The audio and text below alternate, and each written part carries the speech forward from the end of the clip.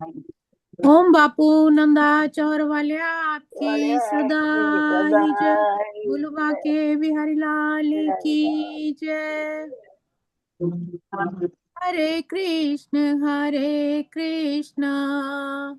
कृष्ण कृष्ण हरे हरे, हरे राम हरे राम राम राम हरे हरे, हरे कृष्ण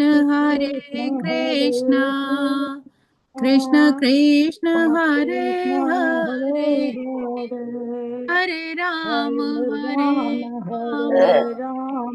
राम राम हरे हरे, राम राम हरे हरे, राम राम हरे हरे।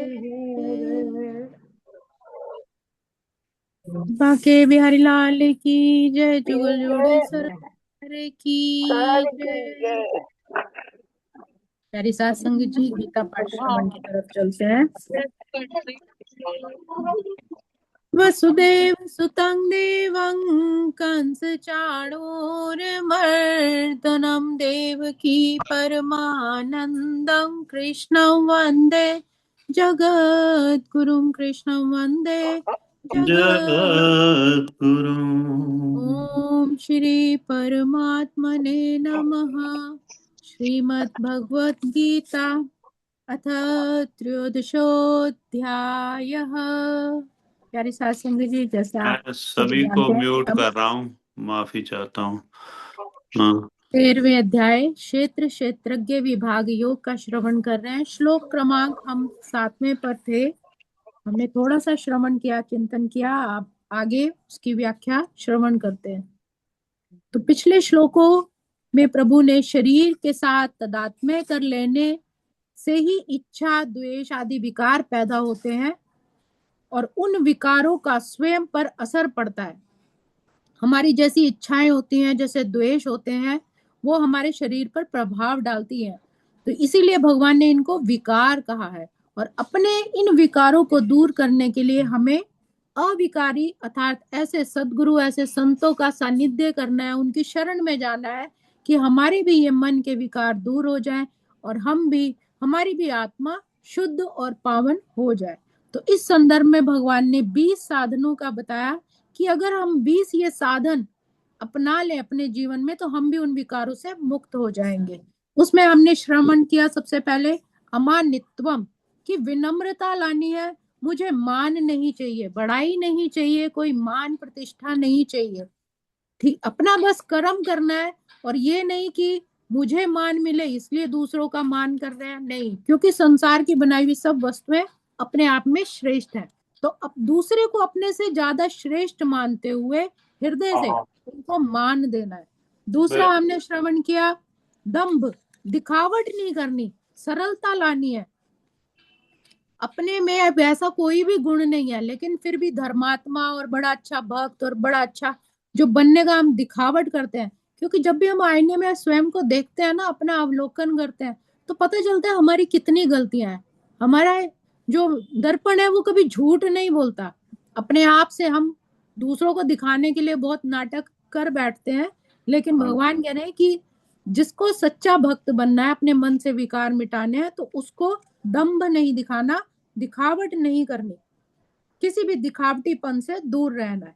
फिर तीसरा हमने श्रवण किया अहिंसा, कि हम नहीं चाहते कि हमारे मन से, वाणी से, कर्म से, शरीर से किसी को कोई भी दुख पहुंचे। क्योंकि अगर हम नहीं चाहते कि हमें कोई कष्ट पहुंचाए तो हम वैसा दूसरों के साथ कैसे सोच सकते हैं। अगर हमें किसी चीज से दुख होता है, किसी के वचनों से या किसी के हानि पहुंचाने से, तो ऐसे दूसरे को भी होगा।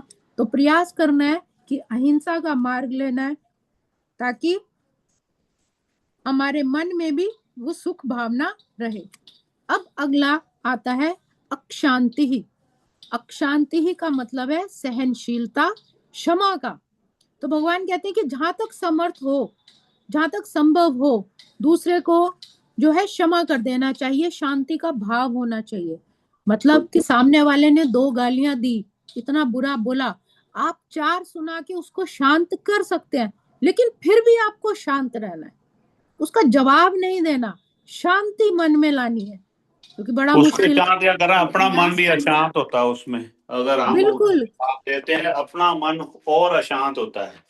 बिल्कुल बिल्कुल, इसीलिए उदाहरण भी दिया है कि जैसे भोजन करते समय अपने ही दांतों से अगर अपनी जीवा कट जाए, तो क्या हम दांतों पर क्रोध करते हैं, सब तोड़ देते हैं? नहीं ना, उसे वाह, क्षमा कर देते हैं, क्योंकि बहुत जीव भी सुंदर, अपनी है, बहुत सुंदर दांत भी बात ये अपने हैं। देख। इसी तरह हम्म। बिना कारण कोई हमारा अपराध करता है तो हमें दुख देता है, तो उसको अगर हम दंड देंगे, तो दुख देंगे, तो वास्तव में हमारा भी तो अनिष्ट होगा, कहीं ना कहीं वो घूम के हमारे पास भी आता है। ये भगवान ने 6 अध्याय में भी कहा था। तो इसलिए अच्छा, जहां तक संभव हो, गलतियों को क्षमा कर देना चाहिए, पाप को नहीं ये बोला ये भगवान जो ने। बात आपने कही ना, बड़ी सुंदर भी। दांतों को हम कोई तोड़ थोड़ा देते हैं, अपनी जी जीभ को, क्योंकि वो अपने हैं। इसीलिए जी अगर हम सबको अपना कहेंगे, अपना मानेंगे, हम ना अपने माता पिता की बात सह लेते हैं, तो बाकी सबको मतलब कि हम समझते हैं पता नहीं क्यों हमें ये बात। बिल्कुल बिल्कुल, तो वही ये ना कि अगर हम दांत तोड़ेंगे भी तो पीड़ा तो स्वयं को ही होएगी ना, दुख तो खुद ही को ही लगेगा। तो हम्म, इसी तरह ये भाव होना चाहिए। लेकिन भगवान ये भी साथ साथ कहते हैं कि गलतियों को क्षमा कर सकते हो आप, पाप और बात अपराध को नहीं। पाप को भीष्म नहीं, ठीक। पितामह ने, द्रोणाचार्य ने, कर्ण ने, दुशासन ने, हम्म, इन्होंने गलती नहीं की थी, इन्होंने अपराध किया था, बिल्कुल पाप किया था। और जो सही में। पाप करता है, अधर्म करता है, फिर उसको दंड भोगना पड़ता है, उसके लिए क्षमा नहीं है, वो दंड का फिर हम्म, भागीदार है। ये भगवान अर्जुन को दे रहे हैं। आगे कहते हैं आर्जवम, कि सरल सीधेपन, कोई दिखावट नहीं। जब हम गुरु के पास जाते हैं तो कोई सजावट का या ऐसा ऐठन में अकड़ में नहीं जाना चाहिए। हमारे शरीर में सरलता होनी चाहिए, सादगी हम्म, होनी चाहिए। छल कपट ईर्षा द्वेष आदि का ना होना, तथा निष्कपटता, सौम्यता, दूसरे के हितैषी, दया आदि का होना, ये मन की सरलता है आर्जवम। तो व्यंग निंदा चुगली आदि ना करना, किसी दूसरे को चुभने वाली अपमानजनक बातें ना बोलना, ये वाणी की सरलता है। तो भगवान कहते हैं कि हमें ऐसी सरलता को अपनाना है, आर्जवम। जो सीधेपन वाले होते हैं, भाव वाले, परमात्मा उनको बहुत प्यार करते हैं, और ऐसे ही जो भावनाएं होती हैं, ये मन के विकारों को मिटाती हैं। अब आगे बहुत सुंदर बताया है, आचार्योपासनम। सब ये तो वैसे सारे ही हमें कोशिश करनी है। अगर हम सोच लें कि एकदम हम आज से झूठ बोलना छोड़ देंगे, हम निंदा चुगली छोड़ देंगे, ऐसा एकदम नहीं संभव होता। अगर हम दिन में 10 बार झूठ बोलते हैं, तो अगली बार प्रयास करना है कि 10 की जगह 7 ही बोल पाए, फिर 7 की जगह 5 करें, फिर 4, फिर 2, फिर अपने आप ही बोलने की जरूरत ही नहीं पड़ेगी। तो अगर एकदम से ही सोचें कि हम ये काम करेंगे नहीं, तो वो कभी भी संभव नहीं हो पाता, क्योंकि हम खुद ही सतरज तम गुणों के अधीन है, प्रकृति के अधीन है, माया के अधीन है। निंदा चुगली जहाँ, तो हम जो बहुत बुराइयां जो हमारे अंदर जो इतने विकार भरे हुए हैं, अगर वो इतने हैं, तो अगली बार हम प्रयास करें कि उससे थोड़ा कम हो, फिर थोड़ा कम हो। तो ये प्रयास धीरे धीरे करके भगवान कहते हैं अपने आप ही आपके हृदय में वो बैठ जाएगा। जैसे सत्संग है, कोई एक भजन सुन लिया, फिर मन की इच्छा करी, फिर 2 सुन लिए, फिर अब 2-2 घंटे भी सब बैठे रहते हैं, 4-4 घंटे भी सत्संग सुनते हैं, क्योंकि फिर वो मन उसमें रम जाता है। तो वो प्रयास करना है, भगवान ये कहते हैं। अब आगे आचार्योपासनम, कि जो विद्या और सदुपदेश देते हैं, ऐसे गुरु को आचार्य कहते हैं। उनकी सेवा से भी लाभ होता है, उनकी संगत करने से, उनके पास जाने से, उनकी वाणी सुनने से हमें लाभ होता है। उनके पास भगवान भी देखो कह रहे हैं कि आचार्य के पास, अपने गुरु के पास अवश्य जाना चाहिए।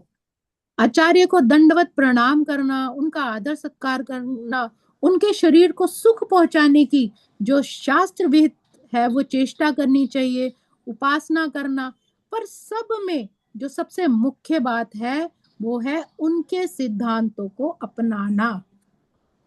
ये सब एक तरफ है, सेवा भाव करना और सब कुछ करना, लेकिन भगवान कह रहे हैं कि उनके बताए हुए मार्ग को, उनके बताए हुए जो भक्ति मार्ग है या जो उनके उपदेश है, उसको जीवन में अपनाना सबसे बड़ा कार्य है। शास्त्रों और संतों द्वारा ज्ञान प्राप्त करके जब शरीर को अपने से अलग मानता है तभी उसे शांति मिलती है, जब हम गुरु के पास जाके ये सीखते हैं। ऐसी दशा में यह मान लेता है कि मेरे को तो तत्व ज्ञान प्राप्त हो गया, परंतु जब मान अपमान की स्थिति सामने आती है, अपनी इच्छा के अनुकूल प्रतिकूल घटती है, तब अंतःकरण में हर्ष शोक पैदा हो जाते हैं। इसका अर्थ है कि अभी उसको तत्व ज्ञान नहीं हुआ। गुरुओं के पास जाके वो सोचता है कि मैं बहुत ज्ञानी हो गया, सब कुछ छोड़ सकता हूँ, लेकिन जहां पर सिचुएशन जरा ऊपर नीचे हुई नहीं तो मन डावाडोल हो गया। तो भगवान कह रहे हैं कि उसको अभी तत्व ज्ञान नहीं हुआ, उसको भी और गुरु की संगत चाहिए। किसी आदमी के द्वारा अचानक अपना नाम सुनाई देने पर अंतःकरण में इस नाम वाला शरीर ऐसा जो भाव हो जाता है, तो समझना चाहिए कि अभी मेरी शरीर में स्थिति है। ये तो ऐसी स्थिति है कि आप शरीर स्वयं को शरीर ही ना माने, जैसे कबीरदास जी हुए। तो साधना की ऊंची स्थिति प्राप्त करने पर जागृत अवस्था तो साधक को जड़ चेतन के विवेक की अच्छी तरह रहती है, पर निद्रा अवस्था में उसकी विस्मृति हो जाती है। हम जैसे जागते रहते हैं, हमें पता है क्या ठीक है क्या गलत है, ये सही है ये जड़ है ये चेतन है, लेकिन नींद में हम सब कुछ भूल जाते हैं। उसी तरह जब गुरु के ज्ञान से हमारा विवेक जागृत होता है, तभी हमें सही गलत का पता चलता है। तो साधक में पूज्य जनों से भी मान आदर पाने की इच्छा होती है। जैसे जब वह संतों या गुरुजनों की सेवा करता है, तो सत्संग आदि में मुख्यतः से भाग लेता है, और जब उसके भीतर ऐसा भाव पैदा होता है कि वे संत या गुरुजन मेरे को दूसरों से ज्यादा श्रेष्ठ माने, तो यह भी साधक की कमी है, सूक्ष्म कमी है। ये हमारी कमियां हाँ है, ये भी एक तरह से हमारे विकार है। देखिए कितनी छोटी छोटी चीजें हैं जो हम हाँ अवॉइड कर देते हैं, लेकिन भगवान इसमें ये हाँ, बता रहे हैं। वही आ जाती है ये बातें। बिल्कुल इस बात का ख्याल रखना चाहिए, मुझे समझे में मैं ही बैठ रहा हूँ, मैं ही अच्छा हूँ। हाँ, मतलब मैंने इतनी सेवा की है, मैं मंदिर में ये सब कर रहा हूँ, तो मैं प्यारा ज्यादा थोड़ा श्रेष्ठ हूँ। तो इस प्रकार साधक में कई कमियों के रहने की संभावना रहती है।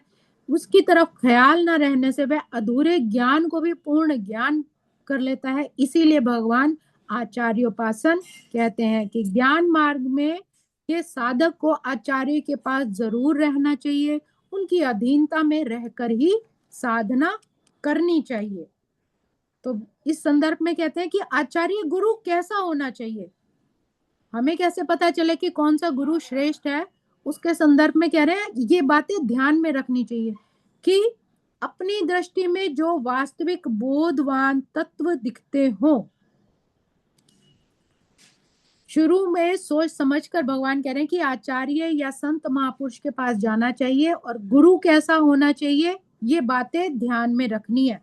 अपनी दृष्टि में जो वास्तविक बोधवान हो, तत्वज्ञ दिखते हो, ऐसा गुरु होना चाहिए जिसको बोध हो, तत्व का ज्ञान हो, जो कर्म योग ज्ञान योग भक्ति योग सभी साधनों को ठीक ठाक जाने, जिनके संग में वचनों से हमारे हृदय में रहने वाली शंकाएं अपने आप दूर हो जाएं, जिनके पास रहने से हमें प्रसन्नता परम शांति का अनुभव हो, जो हम्म। हमारे साथ केवल हमारे हित के लिए ही बात करें और इसीलिए वो हमारे से संबंध रखें, जो हमारे किसी भी वस्तु की किंचित मात्र भी आशा न रखें।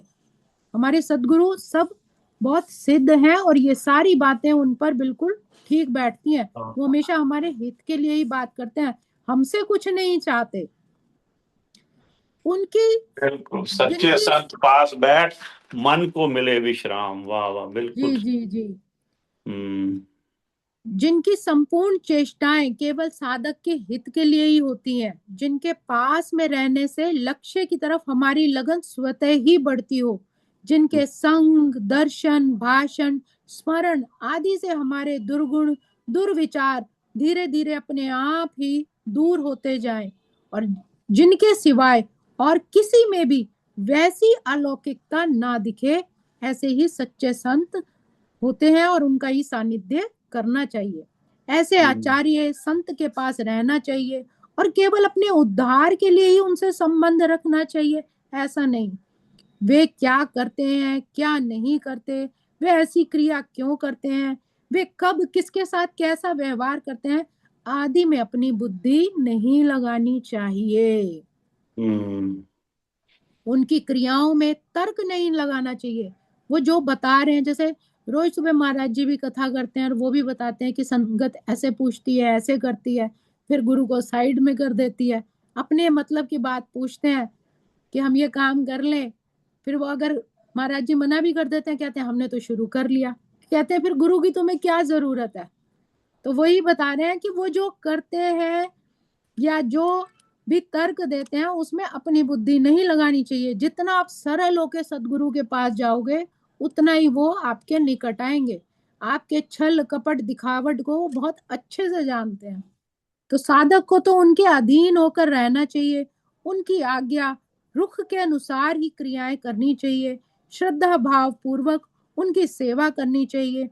अगर वे महापुरुष न चाहते हो तो उनसे थोड़ी दूरी बना लेनी चाहिए। हाँ, उनको हृदय से गुरु मानकर उन पर पूरी श्रद्धा रखने में कोई आपत्ति नहीं है। तो ये कह रहे हैं कि जिस साधक का परमात्मा की तरफ उद्देश्य है उसमें यह भाव रहना चाहिए कि आज तक जिस किसी को कुछ भी मिला है वह गुरु संतों की कृपा से ही मिला है, उनके अनुकूल बनने के लिए ही मिला है। इसलिए मेरे को भी वैसे सच्चे हृदय से ही संतों की सेवा करनी चाहिए। ये आचार्योपासनम का भगवान ने विश्लेषण दिया है। अब आगे के जो है साधन उसकी हम चर्चा कल करेंगे। ओम श्री कृष्णार्पणमस्तु। हरे नमः, हरे नमः, हरे नमः।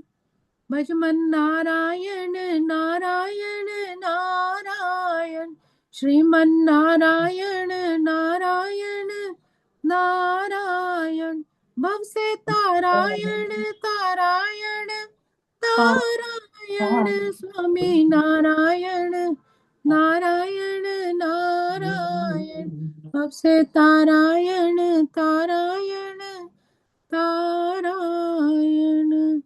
बोलो बाके बिहारी लाल की लाल की जय, श्रीमद् श्रीमद् भगवत भगवद गीता गीता की की जय। मेरे जय। सतगुरु महाराज की जय।